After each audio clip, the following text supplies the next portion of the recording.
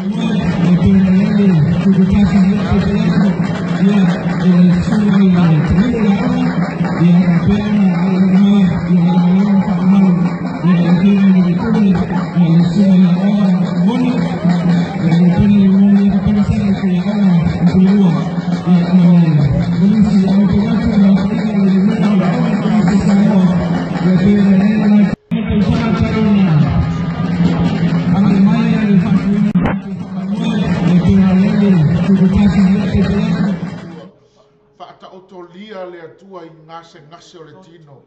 Ta mātou te talo I le mana o lo suafa Iesu. O oe o le atua whaamalo lo mai. O oe o le atua I le mana I lo toto. E le mana I lau upu le atua I au wina lau upu. E te whaamalo lo tangata mai le ne aso le atua. O ai fo yo whaalongo mai te tono whale pui pui le atua. Oe o le atua e te fōai le fia ma le oli so se loto. O ai fo o sai tia I mawhatianga le atua o le loto. Ai maise o le tino o le atua.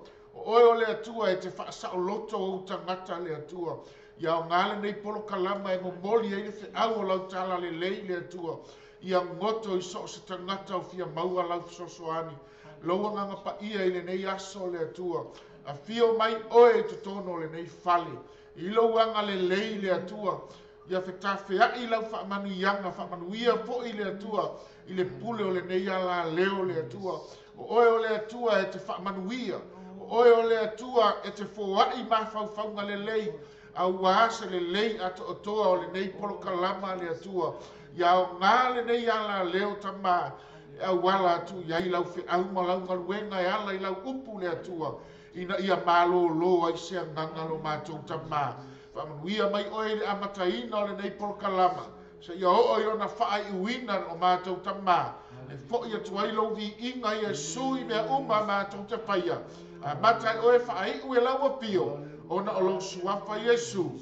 Amene ma amene. Hallelujah. Ia, Samoa. E tani tonu le loto ma le mawhauwhau. Ia o loo maua e o tātou tua āsina sina. Ia le ngata fo I leo au nā lea tua. O whaafonga mai so se tafa le neila no langi.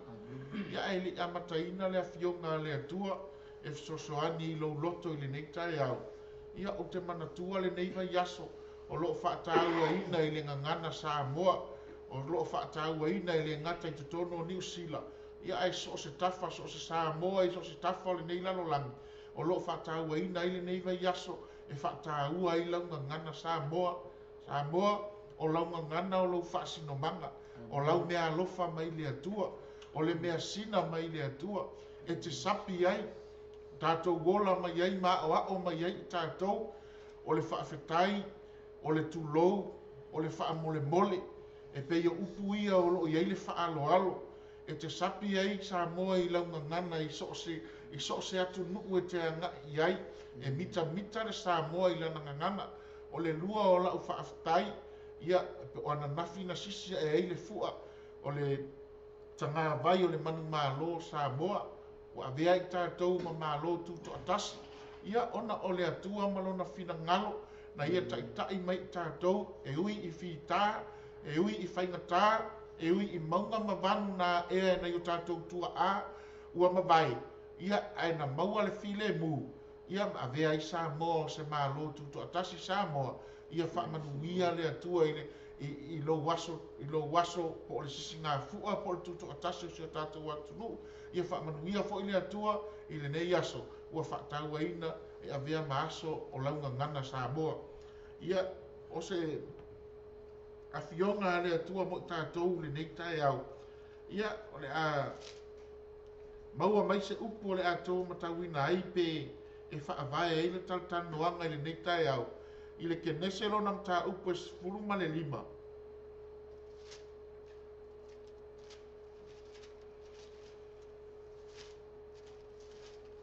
Kenese lona mta upu e 2 au lona fai upu e se fulu. Fa mai lona fai tawina. Ona fai atu lea o ia Abraamu. I nā tuli e se ia o le nā whawhine polonga malana tama. A wae le tau fia whaatasi le tama le nā whawhine polonga.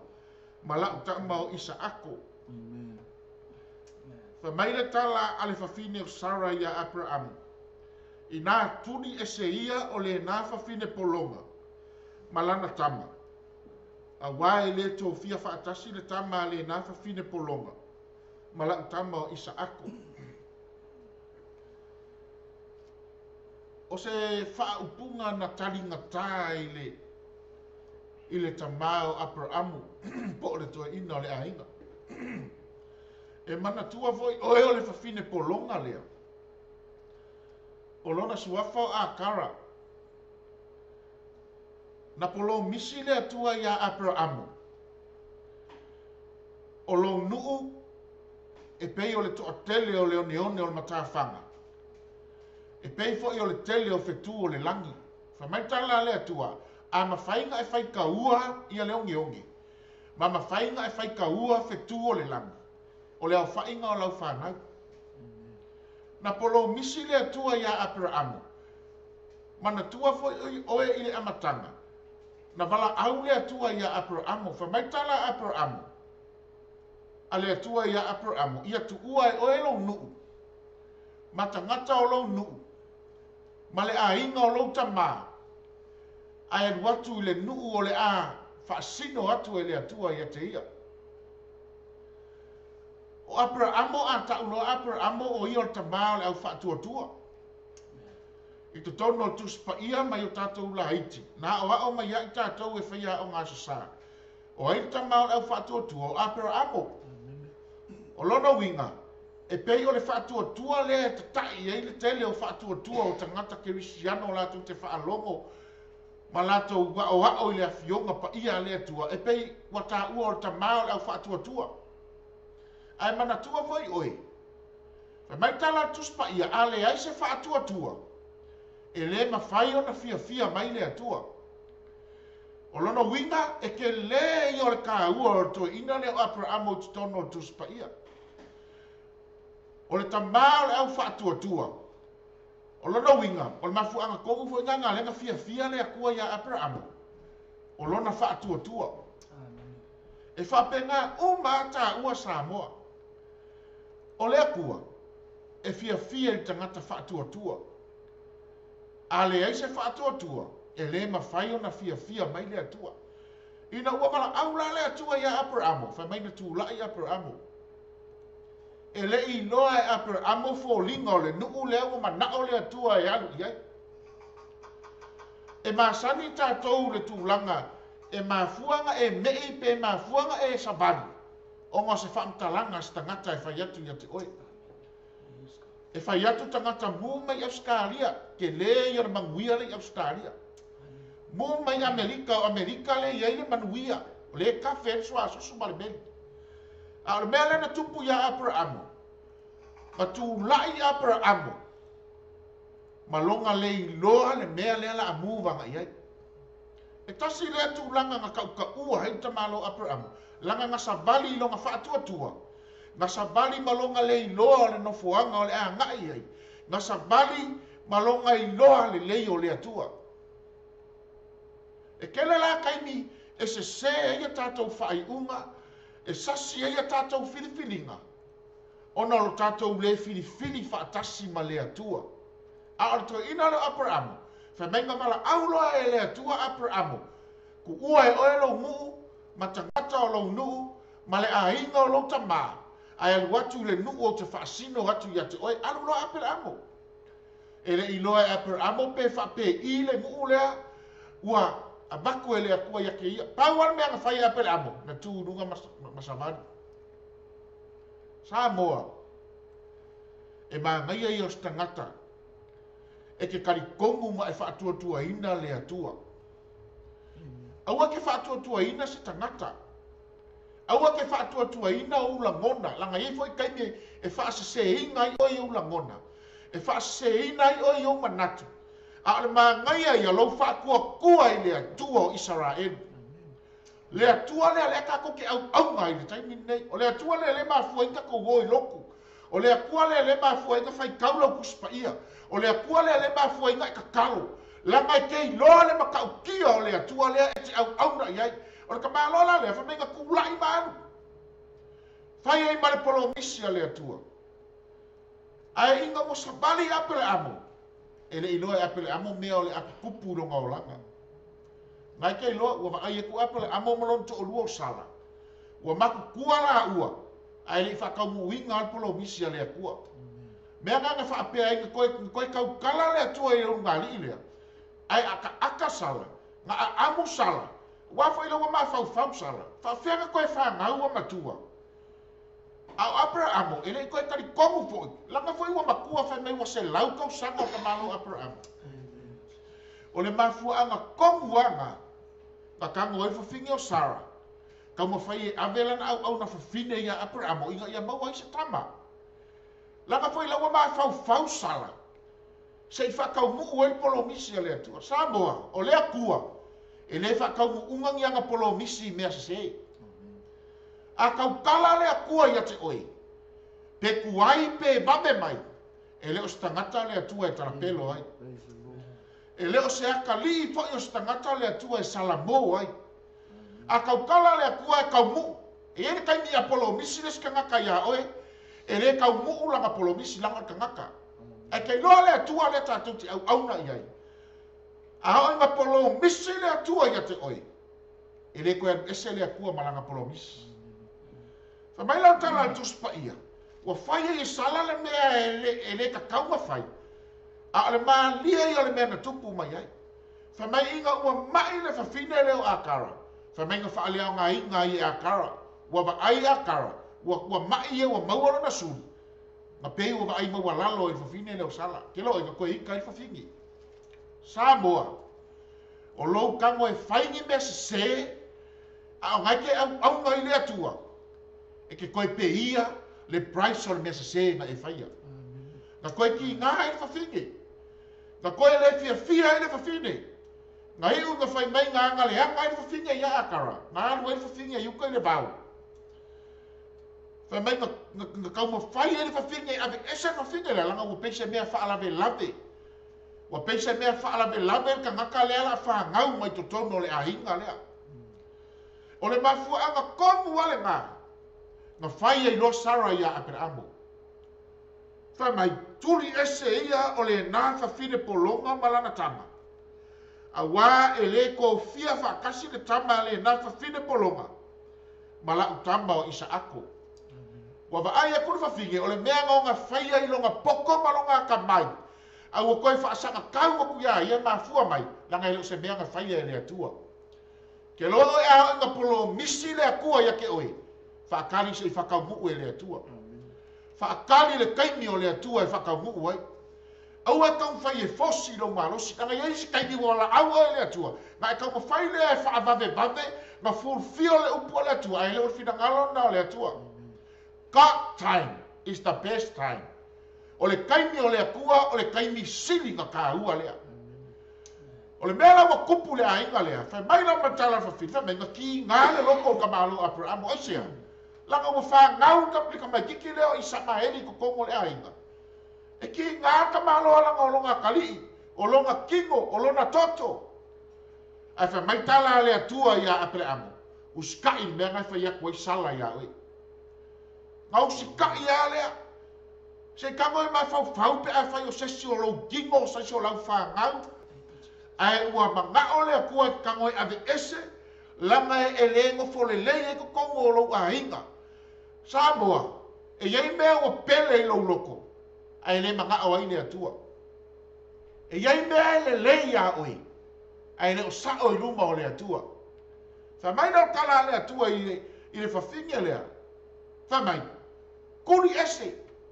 Ai fa mai kala le aku apela mo ska I mea fa ya ko I lo to lua. O le leo le aku le o fa leo e fafinga lea. Ka ki nga ska malo apela mo. Ma alua ave ese ka penga le le fangu vai le kama lea. Ma ave ese a langa o le kama le fola folanga o isa ako e isa mai. Samoa. A tono e fa fofonga mai. O ye se mea o pele ya ke oi. A o mea nga ya ese loa. Fa maguia loa o e le atua. Fa maguia loa e le akua lo o langa. Kango loa le akua promote oi. Kango loa le akua sifi lo tulanga. Langa ye le mea nga e pele ya ke oi. Ke loa manga onga o le akua. Inga ia pele a ia ya ke oi. Awange I pele se mea ya te oi. Ae. Fa mai no tara fifine kuri ese. Kira mafu anga nga manga o ile akua ave ese kama lea. Langa ele ngofo le ile a inga lea. Ele ese file mu le a inga lea. Fa mai tala tuspa ia. Ua va ai fo Sara ile tama a kara e kupito. Na fa na wina o ia ya Abraham. O lo tau wemu ia te ia. O longa winga. E fa nga wa e isa ako. E tau wemu o tanga kale o isa maeni. Langa fa mai se mea furu koru o kausanga o isa maeni. Ai fa nga lo isa ako. O lona winga. Ua ka wemu, o longa winga ua ai maua lalo, I lafu I leo mawhawha o ia makua. O ia o le ulu makua. A le mea le kupu I, o isa ako o kama o fola folanga. O isa ako le kama nga mangao ai le atua, o isa ako. Lai ai le polo misia le atua. Samoa. E le iska ngaka Samoa e le o yeise polo misia le atua I lona o langa. E ia le polo misia le akua ia ke oi, o isa kai, e ke wa ai maua lalo o ia ke oi. O isa kai mi ke mawhawhau e ke le ianu sea o nga. Ao e ele purpose nga fai ei o ele atua. A ke lole mafuanga. Ngai manga o le akua e ese mea fa la me lave I longo langa. Le la fa mai en tala tatu matua. Nga kuri ese I o le nei fa fine polonga. Malana tama. A wae le tau fia fa atasi. Le tama le na fa fine polonga. Mala tama o isa ako. A ea. Ele ke lo ele ku whakasia mea le akua ma mea lalolanga. O ke leo tau tala ia te oi o mea laulangi mea o le tinei. O mea fo ia o le anga sala le kau kala e kuspa ia langa whamai tala tuspa ia. O le whaia le anga sala. Whamai o le ino nai le atua. A ea. Whamai fo o kako wanga sala. Ua whai ma papu pungi. O tātou ma le atua. O te mana o tau ia tu e sa moa I le tai aure nei. Whamai tala tātou mau. Kuri ese. Kuri ese. O le loko ki ngā. Ave ese. O le wha maua lunga, ave ese. O lo wika, ave ese. O le lua kaua I misa, ma lau ko o lua wha longo, le lua wha ngau, ave ese. O lo pepelo, ave ese. Kuli ese. E lea o ngā ia ke oi. O oi o le akali ma le awhawhine o le atua. O oi o le kangaka o le manguia. O oi o le tama le folafolanga. Mai tala al whawhine o Sara, kuri ese, langa e le mawhainga o la whakasi. O isa aku, o le tama o le folafolanga. O whape I mai o le tai au nei. Samoa, o oi o tangata o le manuia. O ka ua o tangata o le manuia. O le manuia e baku e le atua ia te oe, e le kukusa ma le manuia e mai e le lalangi ia tātou. O le manguia e mai le akua ia ke hau. E le kusa ma le manguia e mai le lalolanga. Wa umanga polo misi le atu. Mai tala ale evangelia Ioane ngai whai mai. Ka whai mai. A oi lato uma Natalia o ia ma whaatua tua I lona suafa. Le Ioane mua whai upa sifumalua. Nga ia a baku ia I le manuia. E ka ua fo I lato o whanaua le atua. Ke lore manguia le mangao le akua e baku ia ke oi. O le manguia e le maua le lalolanga. O ke leo tau tala ia te oi manuia le tupe. Langa a e manguia I le anganga. E ke manguia fo I tino.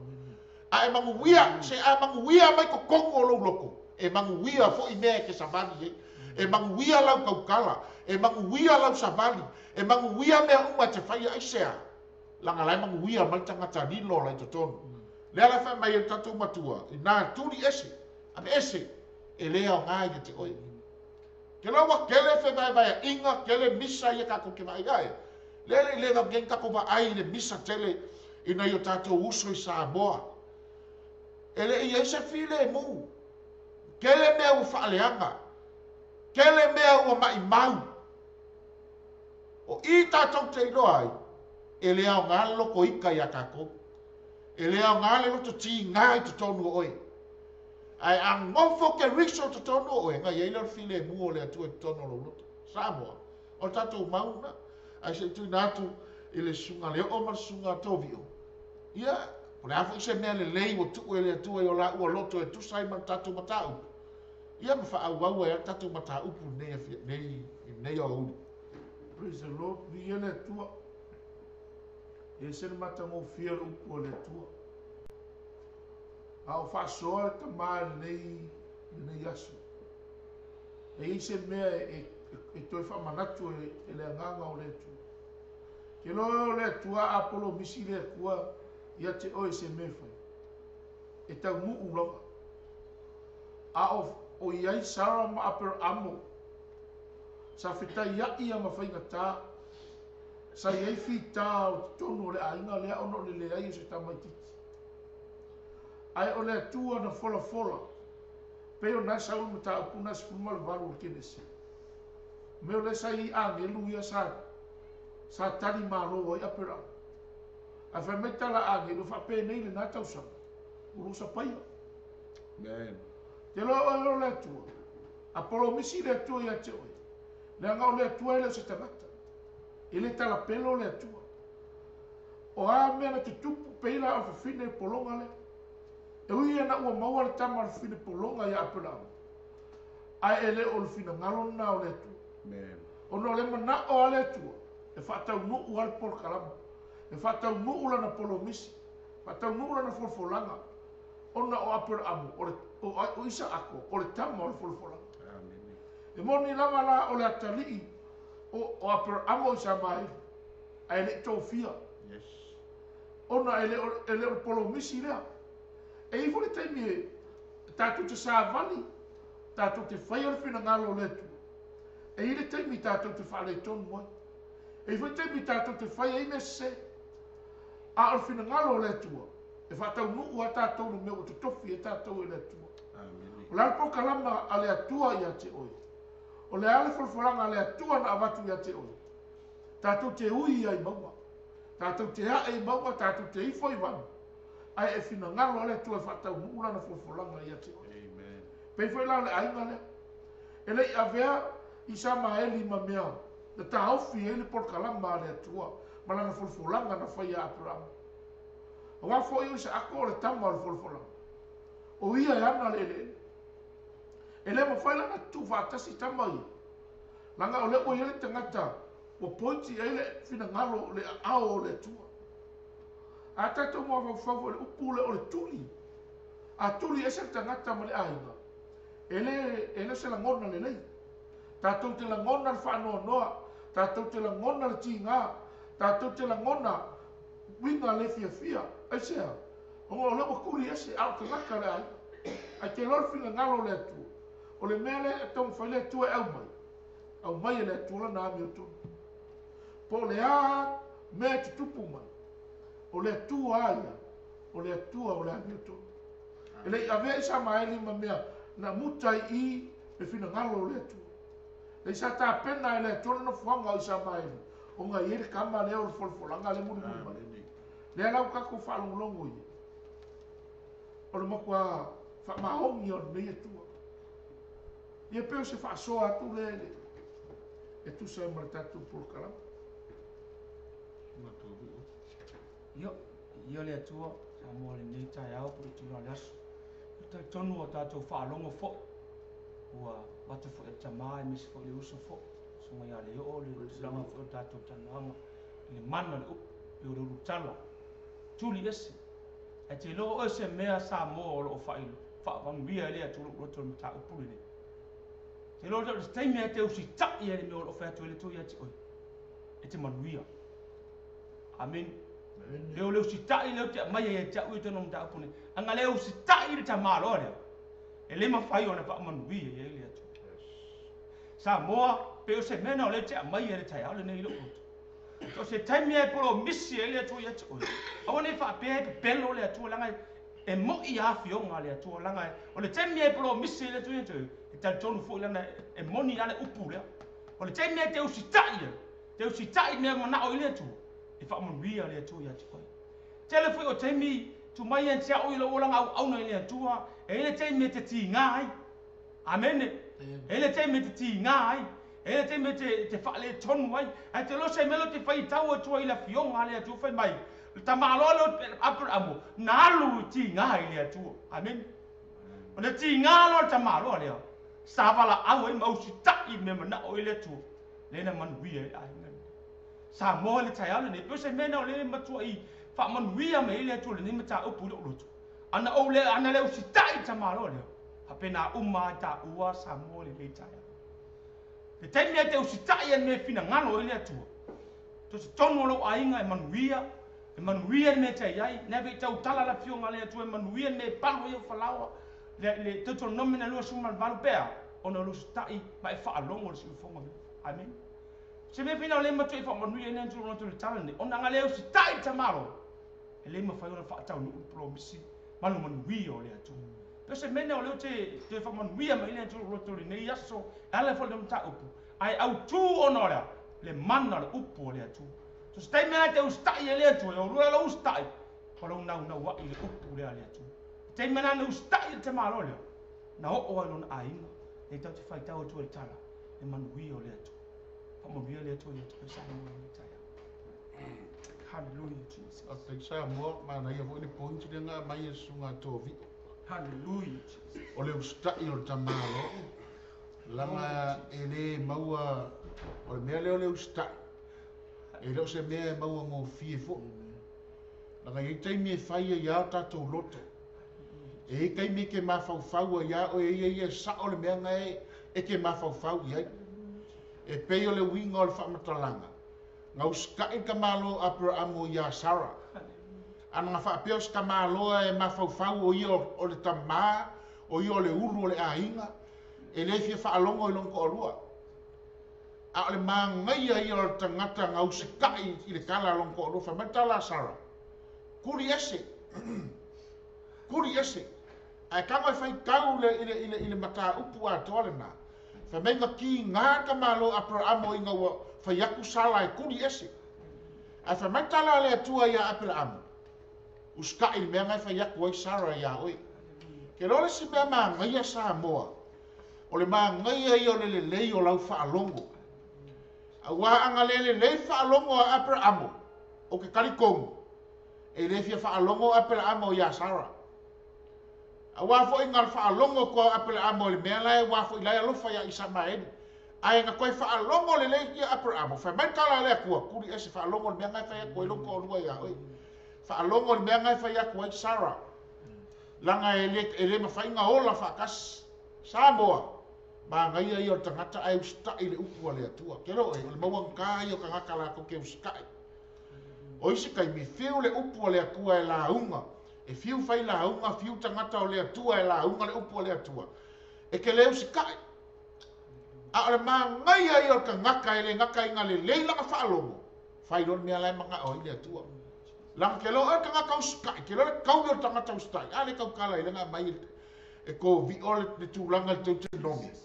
Fa mai e manguia la walu, e manguia la usau, e manguia la ako, e manguia me panu ai au whalawa, o mea uma e manguia, ai sea, langa ke uskai ma e whaalongo ma e whaia le upu le atua. Ma ngai ala le uskai o kamaloa le, kua i runga ki ngā le alofa o kamaloa, o longa ka lii, ma le au na whawhine. E ngau uskai o kamaloa langa u whaalongo i le leo le atua. Pei wha na whai atu, o kamaloa le apere amo, o ia o kamao lau whaatua-tua. O ia o kangaka e whaakua-kua, e whaakua-kua ke le lea kua. Ngai fo e kei loa, ngai ua inga abe kamaloa, lo ngā ka lii lea o isa ako. E osi e le kaulanga, kuso i ngā e kei loa, i le loko o kangaka le lea tua. Wa fo i le ngai loa, o lea kua e anga mea uma. Ke lau e le maa ngai o le kusao lo loko i lea tua. E kani ai lea tua ia o i mea uma lava, Kele mea ngai ki ngā ai. Kele mea ngai whaale kongu ai oi. Kele manga onga ngai ko kongu o lo loko. A tai ao leo te mana o tau ia te oe Samoa. A vea mea uma i lea kua. E kali lea tua i lo mana onga. Langa whai metala Yesu. O tō uma o e ti ngā ina ma mawhatia i a venga. Ia o kou o mai a kia. E a venga o fie lea venga lea tua. E maa ngā amu. O longa winga a o e mai. E ke malo loi a ao lea tua. A o e ki ngā hinga. A o e whaalonga mai ko kongo le whare mai. E ke malo loi le mana o le toto i Yesu Keriso. Nga o nga e whaakua kua ma tali tonu i lea tua. Sau wha malo longa lea tua i te oi. A o e ki ngā hinga ma whakia i a benga. Kele ka ngaka e wisa i a ke oe. Tele ka ngaka e tusile lima i a te oe. Kele ka ngaka e whaiwhai upu i a te oe. Kele ka ngaka whai mai o oe o tangata leanga. O oe o ka ngaka makiwa. O oe o ka ngaka polonga. O le tae ao le leo tamana e tau i a te oe. E iei le mana i le upu lea lea tua. E whaasa o loko mai ei oe mai mea uma. Al me manga o ile akua i euskai. Kuli ese le whawhinge polonga. O mea uma ngai ke polonga ai. Release. Kanga e release. Langa e anga le leia ile atua i te oi. Anga ka au fi mau e le kua whinge o Mose. Le ako kome e fo ile are nga whakawhea i Mose i runga le vai. E whasioki Mose. Ai ke lor mea nga whai e le kenge le amalong ki ngā. Nga release Mose i runga le vai. Nga release le ako kome nga iei Mose i runga le vai. Samoa. Ka ngai release o problems i le atua. Ka ngai release i runga le vai. Se kango ma iei le atua. A whaio e mawhakia i se avenga. O le aso le nei mo oi. Kuli ese i Samaeli. Ka mai le tusi le akaltia le alo nam ta upu e whawha upu e musu mantas wha mai. I nā tau mai ia i a te au. O tau e fia no nofo i le tū la fono. Tau te le whaalongo atu e i le tū la fono. A wā ua tū sia. Sa ia apera amo a tali e to alua. O le tasi na whanau mai le whawhine nofo polonga. A o le tasi i le whawhine o le tama a le ele ele. Wha mai ai pe tai. O le tama a le whawhine nofo polonga. Ua whanau lea i la le tino. A o le tama a le whawhine o le ele ele. Wha mai na whanau o le mea na fola fola ina. Samoa. O oe maau na fola fola inga e le atua. Ke lo le upu lea. O le upu lea ke manguia ai. O Samoa o le nuku na manguia i ai le atua. So ska ngaka la ka i kongu le upu lea le atua. E ke manguia. E le o oe o se kama le whawhinge ngofo polonga. E le o oe o se kama a kara. O oe o le ka ngaka fola fola ina. O oe o le ka ngaka le manguia. Whai mai leo tala le tuspa ia. Whai mai. Ua whai mai. Ua whai ma mea whata oto ia mea. Awa. O whawhine nei. O whea ngainga e lua ia. O le tasi mai le maunga o Sinai. E whanau mai. Tama e whai ma polonga o akara. Awa akara lea. O le maunga o Sinai. Ia i Arapi. Ua la tutusa ma Yerusalema i ona pone. Ua nofo polonga a toa malana whanau. Whamai whaupa lusu ma leongo. A o Yerusalema i lunga o le tama ale ele ele ia. O le tina o i tātou umalava. Mai la luas fun ma le varu. A o i tātou le au soe. O whanau i tātou e tusa ma le mea na fola fola ina bei o Isaako. Ai whaapei o na saua o le na whanau i la le tino. I le na whanau i la le anganga. I o na pō. E whaapea fo i o na pō nei. Wha mai kala kuspa i o ka kou o le kama le whawhinge sa o loto. Wha mai ai whaapei o na saua i a le kama le whawhinge polonga. I le kama o le folafolanga. Yasonga. Wha mai e o ma taimi nei. A ngai ke wa ai e kaimi nei. Ngai ke wa ai o ka ngaka upiko i sili i anga whaaleanga mea a ea. O ka ngaka kupunga mai a Isamaeli. E ke wa ai kaimi nei a ea. Leo wha mai o la kou fo i whangau a Abrahamo. O la kou fo i nga kupunga mai a Abrahamo a ea. A le wha atusa e tuspa i a e wha mai. E pei o le a singi o le vau. A longo winga. A kau e ingosia. A kau le mangula le a singi kongo kuspa ia. O le mangu e ingosia. O le mangu whai mai tala tuspa ia. A e wha mai inga ua onge suria. o ai le ulo le asingi nga fa kau ka nga suria wala ngi me ai e o mo le kape ku rio o mo le fe awale lupe o mea o piko isili ngenga ingo sia ko kongo le mu o fa kau ka nga ngai ile de belo le onge taimina o nga fa makala mai ma fa ino mai o le mango ngai le asingi o le mango ingo sia o le mango ingo sia ale fa mai fa kusa ia ile ka nga kalo isa mai fa mai e pei o le asingi o le vau e unga e whaaleanga mea ale ko ke vai ai kelo au mosalemi o kelo ka ngaka ia e ke vai o iai ne ke vai ne va kau i mo isala en ma fua mai kongu i ai te lo e Samoa o se tala mo tatou e le o ka kou ka ngaka i ngosia e le o tatou ni whanau ai polonga o tatou whanau ai whawhinga sa o loko fa mai lo tala tuspaia na kupu mai ale mea lea i o ngā ponga langa fa mai inga wa mai whawhinga leo akara fa menga maka inga pe fai fa finge ya Sara wa foi lo ma fa le finge wo uma kualang kama o foi la kai nga fa ngau a ko ka sanga o le kamale o isa ako ai fa menga ka wemu wen kamale o isa mai no fai e le kamale o le ba fu anga kongo anga nga nga o le finge le e kuri esa ka nga ia o mai la le kai mi ngai ale ka ki fa ai go fa ka la langi ato Benga e waku i Amerika e bako e kakala uma o put e bako e sue o e po e waku mangi mea kau le ISIS lele o mea ia o kangaka wha akupu wha lawe lave e mai ko kongu ia kumu ia le ala wha lango le kala kuspa ia wha mai o ngā pōnga e o mai e kaimiringe o lai kupu ale mea ngā Samoa o wha pe i mai oe o e ngofo polonga o ngā o le kele o mea ngai e ke mawhau iai o le kele o mea ngai ko kongo lo loto o e ngofo polonga o fai men kala fo mai o oe wa e cancer o oe wa le eise ko ngafiki leo tamana ai tau ia te oe i le tae aole nei e iai lo wha moe ia Yesu Keriso e iai lo tātou wha moe suafo Yesu mai whai upe lo suma leiva ai wha pei o na sauwa o le whanau i la le tino i le whanau i la le anganga ia o na pō whapea fo i o na pō nei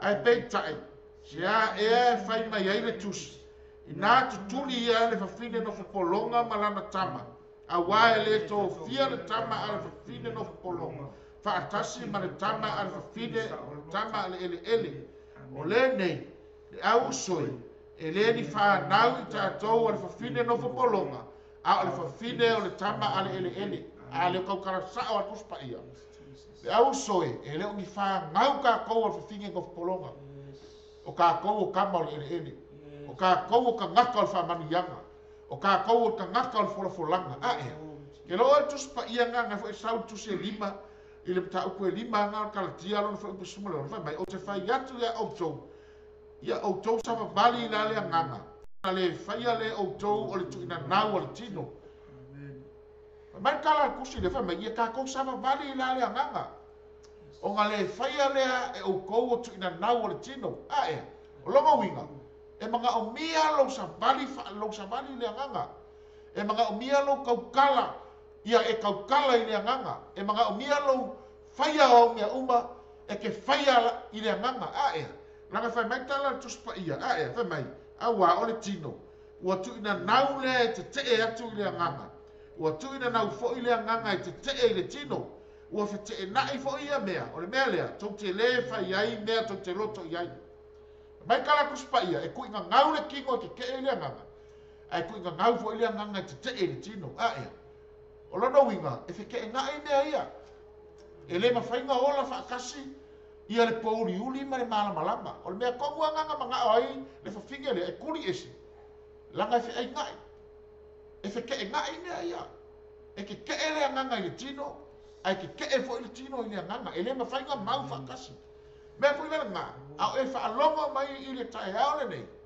kamo e ave ese release ese le tino release ese lo loto ti ngā release ese lo loko mawhatia ai kango e ku le atu tu tono lo loto e kupu e oli tu tono lo loto tu na tu le o so so ani tatu ta upu ia matango fiele mai ngale o ia tatu fa soa i lo o le spili le po le loko le o le kama le o le la finge polo e ese fo le malos ai ele o se loko mai le kua o se loko e fa le ngai le kele o mele le e pole ala le ngofo le le o se ai lo le loko le o le makwa vesia e makwa fa vesia o ngole o ngale ni kongi o le fa mo lua o le fa pe o ia makua ai manga kua foi Samoa ele i fola inga ele kua me le fu me o kama le finga polo ele pilonga ia ele ainga le langa o umanga kusi ele kua le aka o le ainga le o isa ako o le kama le fola o le o uma o faku langa ele kua ele ia isa maeli i ko kongo le ainga le o le o ia isa o le kama le Samoa ka ko kere fia ola polo ka ko kere fia ngofo polonga ka ko kere fia ngofo ai fa ko me ka ko ri sika e ka ko ke fia ngofo e sa o konga oi o Yesu o ia le nga mali le o ka ko sa o loko ai le sa o konga le ka ka nga ka ko ia ka ko ka lia le ni o le ola langa o kamal fia polonga le o ka ko vai le mongi ala fia nga pa ia le ku le fa mai yoga pola yo o marika i vai yoga poge ale ka ko kilo ya paleski e fa sa ka u le mo o le ku a o mea pilong i le mo o le ku le ka ko vai ia sa le o le lau mua le o Israel ia ale pu le paleski ale ka ko kilo ngai o fai ka u le fia nga pa ia le ku se va ai lai ka ko le maro si o le a le o kamar fi polo le ka kele fala vela o ka ka yo ma pom fa pa so ma fu mai fe o ngo le o fa me o la ko o ma fa mu Samoa ka ko ke fi ola sa loko le o ka ko sa loko anga ngafi no fa ma ngaku ai le ku ko kasi o Samoa inga wa lima se fulu ongo ka usanga karun ku ko kas a ole ame sai sa ngo fu polonga sai e ka ko ku a le wala ngo mau mai kia sa le ame sai e pule ni sila mangu ke kele e usi ka i le pulu fanga ka ko kele fi ngo fu polonga au mai ia le aka o Samoa e fai ai le upu ni kai ka ko kele fi ngo fu polonga ka ko kele fa kongu ka ko le pufanga ku lo Samoa ai ka ko ke mga omia ai ka ko ho fa sa loko nga luenga le ku pe ka ko si ka i folfolanga le o ka ko o uma folfola le ku me uma ka ko ke nga lu ai mo le nei o le ku ai ase senga ka ko fa le folfolanga le ku o mai ka ko o ka ko wo ka ko fa nga o fi polonga Samoa we ai o nga olea o nga sa makua o loko mo ko ai koa loko ka ko kua a o lang mau mai kia sa ai se nga ngau i ka ko sa loko ka ko ku ko kas Samoa a mai le ku vale nga ka o ka ko sa loko le fionga le ku le upu le lo ile manga le upu lo ile ola ai le fi sa loko lo nga o le kama le fi polonga le wa mai le ku la upu ka ko ke ora sa loko ai ale fa lava au Yesu o le alo o le ku o le ala sisi mea ka ko ke fa sa ka ko si kai e pe ga mai ko vi ka ko nga anga ma ka ko ma ka ka u upu le mo la pa ka ko kuskusi lima langa o le nganga o le nganga o le kamba fi poloma kele kongo o mu o kongo fa nga malo o ko kongo fo e kalesia e yei fo ile nganga le o le nganga o fa o le kamba fi poloma a kama ka le ke Samoa ya ve ka ko o kamba le kamba fo langa e ola sa lo ia o se fa popo ku le ka ko fa so le tau fa ma mi bele tu le tu ina tu le sunga tovi ma na ia fo ia pe ona fa so mai le sunga le o pe wa mai le ata o le tu to tasi o tato wa tu o Samoa mai le taimi ana mua na tai tato I mea ua tongi. Tai tātou I whanga. Na polonga si o tātou atunu. Ai ina ua o mai te sa o tonga. Lea ua 5 tau sanga o sa o loto I si o tātou atunu. E pei o le ata na lea e mana o mia e whaasulu atu sa moa. E whaailoa atu ia te oi. Ma tau atu ia te oi. O mea uma tātou te whaia, ka kukere o koe polonga. O tātou o tangata sa o loto. O le upu foi lea tua. Sorry e le whaale tino. E whaale nganga. E eisi taimi e ke leiloa aile I to tono lea fionga pa ia lea tua. Ke le whaamaka la whaale tino. Au e whaafafonga mai ma e whaalongolongo mai ma e whaitio mai le upu a lea tua. Alu e kakalo se I pupula o mata whaale nganga. Se I whaailoa ako e lea kua lo pongi saa. Matango leo lea tua e whaamalama lo pongi saa. Ia, na e malama la ia le mea lea kau mori atu. E leo oio sta ngata o le tala tuspa ia. E mai le tala na tuspa ia wha mai. Wa kuri e whawhinge o Sara ia le whawhine no polonga po le whawhinge leo o akara. Langa e le mawhainga mau whaakasi ia le polonga ma le saoloko. Ae, lea le wha mai e tusi lea kalatia. Wha mai, a wā o le tino. Ua tu ina nau lea e te te atu lea nganga. Ua tu ina nau fo I lea nganga e te te atu le tino. Ua whete e nai fo ia mea. O le mea lea, tau te le whai ai mea, tau te loto iai.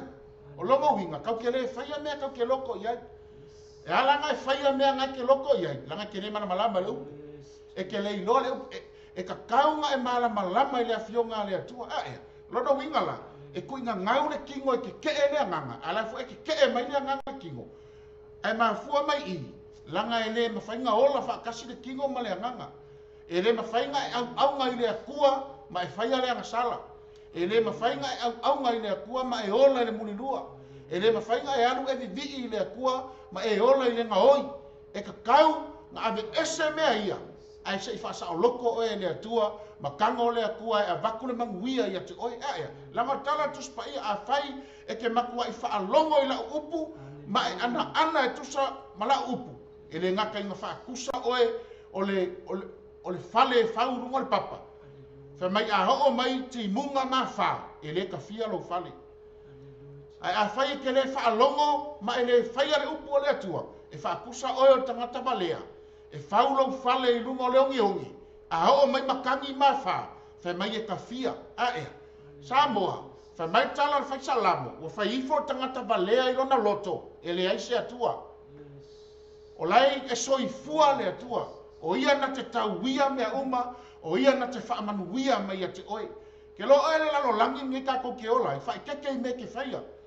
Wha mai tala tuspa ia. O whai aku whawhinge leo Sara ia epele amo. Lela ala ku a kara e ke lua momoe e mau ai se ka whangau.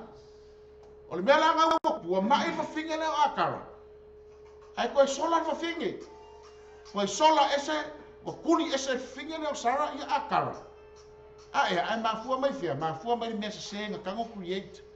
Ke lolo kango e create se mea se. E ke saungi fo I e kaui oe e kusa ma le mea se. Ae, o le mea ngā le manga o ile tua tai hao le nei. Alu ese kuri ese le whawhine polonga. Kuri ese le kama le whawhine polonga. Langa oe o tangata o le manuia. Oe o tangata o saolo tonga. Oe o tangata la iei whanamianga le atua. Ae, Samoa. Ia la tunatu sunga tō vio. Ia, wala talata fo I na whai wiu tatou pokalame nei tai au. Ia, ai, tunatu sunga tō vio, sana whao poku. Ia. Ia le atua, Samoa o tatu iai fo ilunga ni ta upu. Samoa, pio se mea leo te toe fia whala talata ni ta upu, pio na tala noa ina ni tura le aso. Wa mai oe malo a inga. Wa mai oe male meolo e ngalu e ai. Pai mai le mata upu le nei aso po le nei tura le aso. Tuli esi. Ra mai so tinga. Ma fuona e uina te tinga ia te oi. Wa misi le atua mo e. Wa misi e upu lea mo lo roto. Pe o se mena alo te toe fia au mai nei tura. Pai mai tuli esi. Ma fuala ona umina o tinga. Ma e tinga, ma o whale tonu, mai ka ngoi hou le ti ngā ia te oi Samoa. Ua misi le te talo ia te oi. Ua misi le fionga le atua ia te oi. Peo se mea nao le mo tue a mai e ne tula le aso e tue whao popole. Il matum ta upuru ne te. Rase me oi ati oi olo e ti ngā ia se yo mea le ne te mi. I te tono lo ainga. I te tono me lo engalu e le lo le lotu. A oi e suke miso. E uhina lo lotu. Amen. E lo whaola ina po lo whaola ina. A ole upu po ole atua ole ola lea. E ia te oi lo. E le toi te ti ngā ia te oi. E le te toi e so masalo salo. E le toi e so wha maualunga. E le so e se loko ki ngā ia ki oe. E le ko e se loko ika ia ki oe. Ua na ole alofa i lo loto. Ai mese lo loto wha mo lalo. Ona o ia te oi le atua. Mea ngā ina pese mea lo toi a batu nei tu la le aso. E toi wha manuia me ile atu lo loto. Samoa.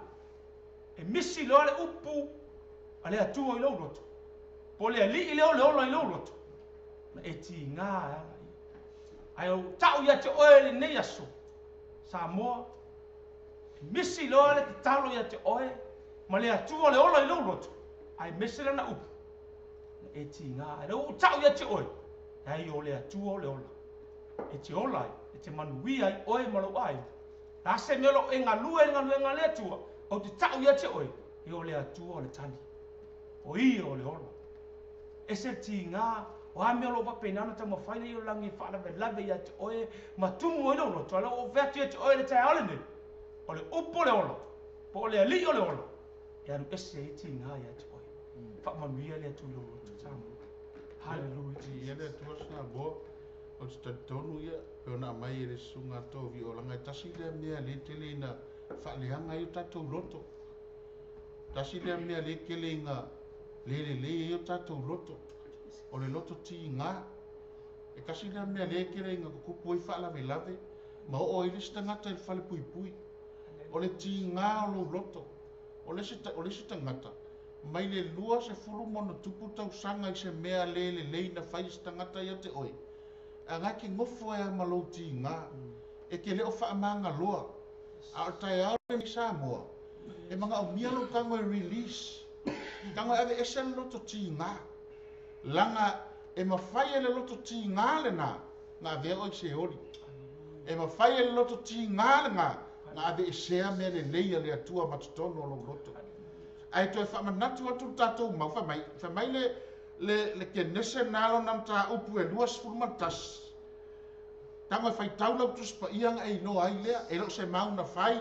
E lo se mau nga mako creating. O le tuare whai upu tuspa ia whamai. O na whai atu lea o ia ia Abraham. I nā turi e se ia o le nafa fine polonga malana tama. A wae le tō fia whaatasi le tama le nafa fine polonga. Malau tama o Isaako. Ia whamai. E turi ese le tama le fine polonga. Langa e le tō fia whaatasi malana tama o Isaako. O Isaako o le tama le whalafolanga. A ea. A leo tatou whaalongo peona mai sunga tō vi o i le asola nei. O le ti ngā o le loto ti ngā. E kasi ngā mea le kele ngā whaalea ngā o tatou loto. O lisi mea o se mea ngā whai e lisi tangata i te oe. Ua fia kausanga.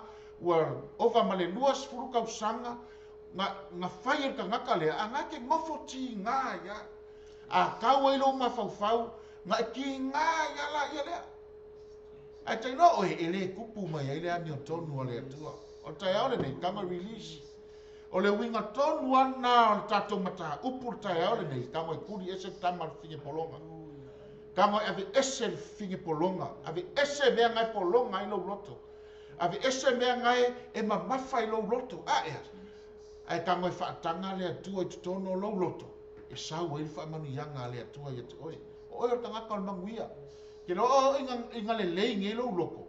O le maha ngai ai o mea ke whaia. A o inga le lei nge lo loko. E ke whaai ke sapoa whakai ka inga. A o inga le lei lo loko e waku kongos whaalapu pokonga. E ke whaia umanga mea. Langa e mamalo loko. Ka mai kontana tuspa ia. A mu ia ka ngaka loko mama. A wanga ke iloa atu le atua. Ke lo ka ngaka loko mama. Nga ke whawha ngaka ngaka e ko fia se lau. Ke ko fia afe pe ama manu loko. Ai ele e lea lo loko. ke lo e pe le aka ngaka ko alua ko le fainga fanga wa fo e ke ko mumu e le faia se mea a ke lo inga mamalo loko e ke ava kua mele le nga kala kuspa ia fai mai e lau aku e tangata loto mama o mea le lei na faia e le atua ma mea nga kuu e le akua o mea le lei nga onkango kuu kukongo lo na loto a e fa pe i me la o e le tai au le nei o ngai ke loko ki ngā o ngai eke loko mai o ngai eke loko faasala o ngai ke ika fu i lista ngata wala kalaka mai Yesu taimi o lo fa ma losi o taimi o le fa ma ma lo loto langa paua lo tangaka e ali le langi nga tangaka e mamalo na loto nga tangaka e fa ma walalo ma le loto tinga o fa pe i mai la o e tai au le nei o e fa ma walalo i le atua o ngai ke ma fau fa o e sili o ngai ke ma fau fa o e poko ke lo e a e poko pe ke ma fau o e ke malos e ke manga o mia ale atua po le alo u lo se mea o ke manga o mia ale atua ka kou uma o ka ngaka Samoa ka kou ke manga o mia ale atua langa e le ai lo le akua fa menta la tuspa ia e le ma fai ona tatou fai se mea pe a noa ma le atua o kala Yesu e ko ke le ma fai o ko fai se mea pe a u le iai o isira ka nga ke ma fau lo poko ma lo malos ai le on fina ngalo na o le atua a e nanga kala kuspa ia au ngai mika ka ngaka poko lo na poto au fo ngai mika ka ngaka malos e lor me ma ngai on mika nga tangata le o paulo fai mai nga mika i sa taulo ke riso ke lo e langa le sa taulo lea wa ma ngalo ila lo langi o le sa taulo foi lea sa wet sa o tonga se tatou atu nu o Samoa a e le ma fua inga fa avai le atua Samoa le uma nguia i Samoa langa lai fa avai i lunga o le papa o i le papa o Yesu ke riso i o le papa mautu a e Samoa o le upuna le atua a fai ngake e se me o mamafa ia te oi tai au le nei le ala amako faia se tatalo tai au le nei ngai whakai kai meila ia lea a fai ngake mga o mia le sosoanga o te mana o te whata i tai me tatalo lea o laua lea tatalo i le tai au le nei e ke wala awa i le atua e kango mai lo roto tai au le nei la tato wifo tato tatalo whata i tai mai upo tatalo le nei o laua tatalo i luma o le atua Yesu wa o sau wa o tangata na sala wa o whaalongo i lau upu ma ua o manao atu ia te oe i tai au le nei sa o polonga ai wa o whaalongo o oe o te sao loto ai tango mai oe a vatu la ua venga ai a mai lau a venga o te amoina a wae ma lea fa manuia mai lau loto lea tua a mata atu nei e o lava i le wha vavau lo matou ta mai o le langi matou wha tai lau upu le nei tai au fa longo lo atu nuu le atua i le malele o lau tala le lei o matou ta talo le atua so stangata na whaalongo i lau upu le nei tai au ia pai so se loto le atua oe o le atua haleluia te whaamalama lau upu o ai fo i o pongi sa le atua o ai fo i e le o malama e tusa malau upu ia e whaamalama i le nei tai au le atua oe o le atua e te whaamanuia se o mātou atu o Samoa whaamanuia au na iso se tafa nei lano langi whaamanuia fo i le anuai o lau tala le lei le aso fo i a tai au ta tala ia pui o whare ta talo o le atua ma tapua i o tangata ta talo i lo wanganga pa ia alu ma le mana lo fina ngalo iso se taimi e la hunga ina i lo fina ngalo whaamanuia fo i e o maua i mauta ngase whaamanuia fo i e o tutono whale pui whaamanuia fo i le atua i e o loo tutono o lawa ma maota o se o mātou nei nuu le atua whaamanuia fo i nei atu nuu so se Samoa whaafonga mai le atua i lau upu ta mā ia ngoto i lona loto i le nei tai au le mana o lau afionga lo mātou tamā. Na mana mātou a ngai fo i le fale le nei aso. Tātou ma lau afio. Whatanuina i mātou. I le manuia o lau afio. Le nei fo i aso ma fofuanga le atua. Whaivalo filima e whengai mautangata. Ta mata talo ia o. Haleluia. I le loto o utangata. Ia lau upu. Ia whamanuia fo i alatou. Ngaluenga e maise o whaivalo filima. E tusai ma le nei aso le atua. O ia tu lo vi inga nei se o le whaavavau. Whaavavau lau. Amen e ma amen. Haleluia. Ia, Samoa, ia ua o mai le whai ua le mātou por kalama. Ia ai ave ele nei ia manoa. Ia e mori tuai le whaafitai. Samoa i lau whongaanga ma lau sila sila. Ia, o le nau ta inga lava na ia tātou manuia i le upo le tua. Pei o whaanga ina i le mana o i le upo le tua. E, na paua ia le o le upo tātou te manuia ai. E mole toi whawhetai i roa wanoa i o whaatanga ina. Ia e te mai moa ai i lunga fōi o le ala leo. Ia, tātou te manuia i le upo le tua. Tātou te le manuia lava i so se mea. Ai o le tua, o ia o le tua o manuia. Au iai le nea wanoa i mole tuai fōi le whamalo i na i o ainga si o mātou nuu i Samoa i leo soali i lua tua nuu. Ia o le tongo saina i toa mua, se o nuu i a whenga, ia whaapefo i mo tele sa la whai, i whale lima, ia ma sa fotu, ia whamanuia tele le atua, ia te oi le nei o yaso, ona o le swafo o Yesu, amene. Ia, mia le atua sa moa i lo whaafonga le nitula le aso, ta tono foi, la foi sa o ngā le fionga le atua i lo roto le nei aso, ia, mula te foi alo whaama i tai foi moro taimi whaavanoa i lo whaamolongo me foi ne programe mana le upu ia o au nei o tō vio ma bau tu ta ia mula te foi alo whaama ne matu ainga Samoa tō na i ma whenga mesi foi i uso o mai ma sani tonu ne Nusila ia mula foi alo whaama i tai tai o matu problema ma foi a pisi li ma iava i mesi foi sunga i whawhenga ia mesi foi matu tina whale nganga mesi foi e foi tono se matu e kalesia lo sa fukasi manuasko ia familia mene tune yaso e mesi foi matu te mau matu mafut ono o Yesu amen ia whaftai sa moa e mori atu lau whaftai whapitoa i lato umana mafuta mai tato po kalame nita e au ia whamanuia tele le atua ia o ngale a fionga le atua ia o ina i tatou apoto i tatou ia e tusa ma le nei fo'i o langa tātou te iai le upo le atua ia mamole atu lau whaaftai whamanuia le atua ia te oe nei tū la tu sa malo whaatasi mai o Yesu amene soifua